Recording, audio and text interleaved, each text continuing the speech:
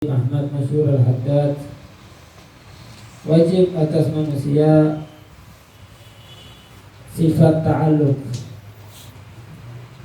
yang mana dia ta'alluq kepada Tuhannya Allah Subhanahu wa ta'ala, juga kepada Rasulnya, juga kepada para salafnya, dan takhalluq, mengikuti mereka itu tentu setelah ada ta'alluq. Takhalluq kepada Allah Subhanahu wa ta'ala yaitu dengan cara mematuhi segala perintah-perintahnya Allah dan Rasulnya, dan menjauhi semua larangannya, dan mengikuti jejaknya para salafun salihin fi akhlaqihim, dalam akhlaknya mereka, ibadah-ibadahnya mereka, dalam kehidupannya mereka. Kalau sudah ada pada manusia at-ta'alluq, kemudian ada takhalluq, mengikuti akhlaknya mereka, maka manusia akan merasakan sebagaimana mereka merasakan, yaitu ibadah haqiqah. Beliau menjelaskan yang pertama, manusia itu harus ada ta'alluq dulu. Ketika seseorang misalnya ada yang mengikuti idolanya, rambutnya ditiru, kemudian pakaiannya ditiru, karena pertama ada ta'alluq dulu, kenal dulu sama mereka. Begitu juga kita harus kenal dulu pada Allah Subhanahu wa ta'ala, kenal dulu dengan Rasulullah SAW, kenal dengan salaf-salaf kita, maka kita akan muncul di diri kita rasa ta'alluq. Kalau sudah ada ta'alluq, cinta, ada keterikatan hati dengan mereka, maka kita akan menunaikan hak-hak kita, akhlak kita. Yang kedua, akhlak itu ada akhlak ma'al khaliq, ada al-akhlak ma'al makhluk.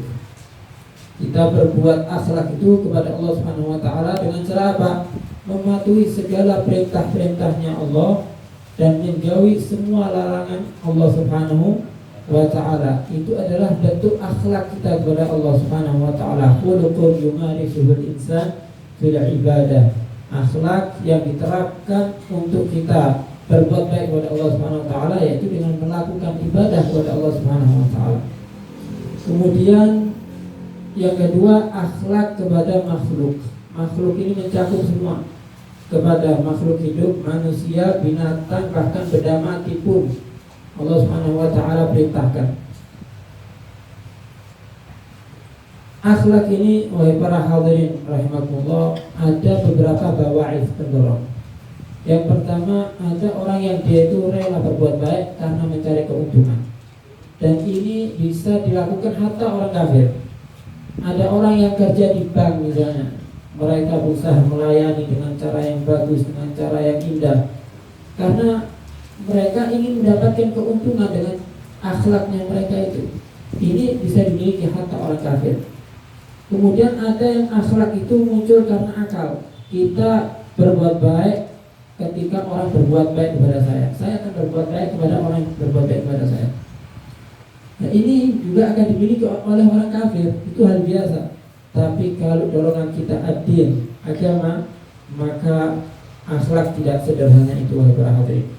Rasulullah SAW mengatakan, "Sulman qata'a", sambung orang yang memutus hubungan kepada kamu. "A'ti man dzalama, a'ti man haramak", kasih orang yang tidak mengasihi kepada kamu. Kamu ketika butuh dan kasih sama dia, ketika dia butuh kamu kasih orang tersebut. "Fa'fu 'amman dzalama", maafkan orang yang zalim kepada kamu. Hadza huwal Islam, itulah Islam. Saya akan menyebutkan dua ayat bagaimana Allah Subhanahu wa ta'ala mendidik Nabi Muhammad dengan akhlak yang luar biasa. Yang pertama, setelah kejadian perang Uhud yang luar biasa, bahkan Rasulullah SAW dikatakan ketika perang Uhud itu sampai pingsan, ya, karena ada keteledoran sahabat ketika itu dan mereka menyesal. Allah perintahkan kepada Nabi Muhammad SAW, "Nabaqta bima rahmatin Allah jinta lahu, walau kunta faddan ghalidhal qalbi lanfaddu min hawlik, fa'fu anhum wastaghfir lahum wasyawirhum fil amri." Wahai Muhammad, dengan rahmatnya Allah Subhanahu wa ta'ala, lemah lembut kepada mereka. Kalau kamu faddan, tutur, kata kamu keras kepada mereka, kamu marah. Allah dalam tafsir menjelaskan maksudnya ucapan yang kamu kasar kepada mereka. Wali perbuatan kamu kasar kepada mereka, langsung pun mereka akan meninggalkan kamu. Orang-orang yang sudah cinta sama kamu akan meninggalkan kamu. Allah perintahkan kepada Nabi Muhammad, anhum, maafkan mereka. Wastaghfir lahum, bahkan mintakan ampun kepada Allah SWT. Itu yang pertama, supaya orang di sekitar kita tetap cinta dengan kita. Kemudian yang kedua, yaitu firman Allah SWT, wala tastawil hasanatu wala sayyi'ah, idfa' billati hiya ahsan, fa idzal ladzi bainaka wa bainahu 'adawatun ka'annahu waliyyun hamim. Wa ma yulaqaha illa alladziina sabaru wa ma yulaqaha illa dzu hazzin 'azim. Tidak sama kebaikan dengan keburukan. Idfa' billati hiya ahsan. Balaslah Muhammad orang yang berbuat jelek pada kamu. Orang yang berbuat jelek pada kamu, idfa' billati hiya ahsan. Balas dengan cara yang terbaik. Itu perintahnya Allah pada Nabi Muhammad. Orang yang musuh sama kamu itu, idfa' billati hiya ahsan, lawan dengan cara yang terbaik, dengan akhlaknya kamu. Fa idzal ladzi, apa dampaknya?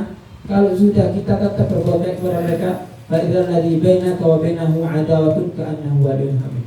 Maka orang yang antara kamu dan dia ada permusuhan, karena akhlaknya kamu ini akan menjadi teman yang siap menolong, wali, teman yang dekat yang siap menolong. Al-hamim, aslinya al-hamim al-ma'ul har, yaitu air yang panas. Allah SWT mengibaratkan quwwatul alaqah bainahuma, al-harril alaqah bainahuma. Saking dia menjadi musuh, menjadi teman dekat yang siap menolong kepada kamu. Itu dampaknya kalau kita tetap berbuat baik kepada orang yang berbuat jahat kepada mereka. Tapi Allah ikat itu, wa may yulaqaha illa alladziina sabaru. Tidak bisa melakukan itu kecuali yang Allah kasih kesabaran bagi orang tersebut. Wa may yulaqaha illa dzu hazzin 'azim. Dan Allah juga tidak memberi kecuali kepada orang yang punya bagian besar daripada keimanan. Jadi ada ta'alluq, ada takhalluq, ada tahaqquq atau tazawwuq.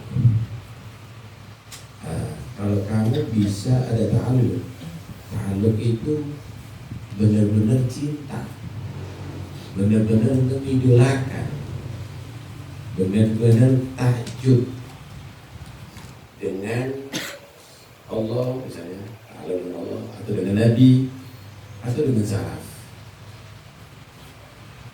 Kalau kamu mengidolakan mereka, ada takhalluq, berakhlak seperti mereka nanti, meniru jejak mereka, bagaimana sabarnya, bagaimana syukurnya, bagaimana taatnya, bagaimana ibadahnya.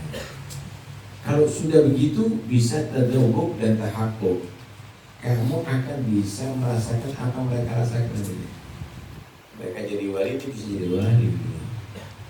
Mereka jadi orang pilihan Allah, kamu akan menjadi orang dipilih oleh Allah Subhanahu wa Ta'ala. Nah, disinilah kita harus meningkatkan kualitas cintanya kita ini. Jangan yang penting saya cinta, tapi tidak terwujud dalam realita kita. Omongan kita tidak seperti omongan orang yang kita cintai, bukan sakit hati. Perbuatan kita juga begitu. Wujudkan itu semuanya cinta dalam kehidupan kamu, adat kamu, ibadat kamu. Cinta sama salaf yang dibuat itu, baca wiridnya, sholatnya berjamaah sebagaimana mereka sholat berjamaah, Qurannya juga dibaca. Nah, kalau sudah kamu demikian, akhlaknya bagaimana, tawaduknya diikuti, bagaimana menghormati tamu, bagaimana menghargai wali tua, bagaimana perhatian dengan fuqara masakin, darul hajah dan seterusnya, maka kamu akan tahaqquq jadi seperti mereka. Tidak ada hubungan satu sama lain. Sama dari Islam, iman dan ihsan. Islam itu membentuk bohir kita bagus, sholat, puasa, haji, zakat, ya. Kemudian iman membentuk hati kita bagus, kekuatan iman kepada Allah, kepada para nabi, para rasul. Kalau sudah Islam dan iman itu menjadi satu, maka disitulah akan sampai ke derajat ihsan. Akan keluar karena kata nggak mungkin ada ihsan kecuali bijamil Islam wal iman, kecuali dengan mengumpulkan Islam dan iman. Begitu juga nggak mungkin ada tahakkuk dan tadawwuk kecuali dengan ta'alluq dan takhalluk. Cinta yang mengikuti jejak, baru orang itu ada tahakkuk wa tadawwuk, akan bisa merasakan apa yang dirasakan oleh orang yang dia cintai. Begitu, dan insyaallah kita semuanya menjadi orang yang menjadi ahlul doa, ahlul haqiqah insyaallah. Amin ya rabbal alamin. Besok seperti biasa madras, kemudian Haul Habib Abu Bakar Al-Basri, hari Kamis atau malam besok acaranya diadakan rohah, kemudian pada maghrib khutbah ihya atau ihya, subuh hari Kamis maulid, kemudian haul bersama-sama. Haul yang diperlukan itu adab dalam hadirnya, bukan rebutan masuk ada di muka. Tanpa adab maka itu akan sia-sia tentunya. Karena itu kalau ada rebutan, apalagi sampai dorong-dorongan, apalagi sampai mengganggu yang lainnya, maka itu akan hasilnya minus, tentunya sia-sia karena mengganggu orang lain. Dan jangan sekali-kali percaya kalau ada minta sumbangan untuk acara haul, itu berarti Anda tertipu dunia, dan jangan membantu penipu. Itu, insyaallah kita semuanya berdoa. Amin. Ya Rabbal alamin.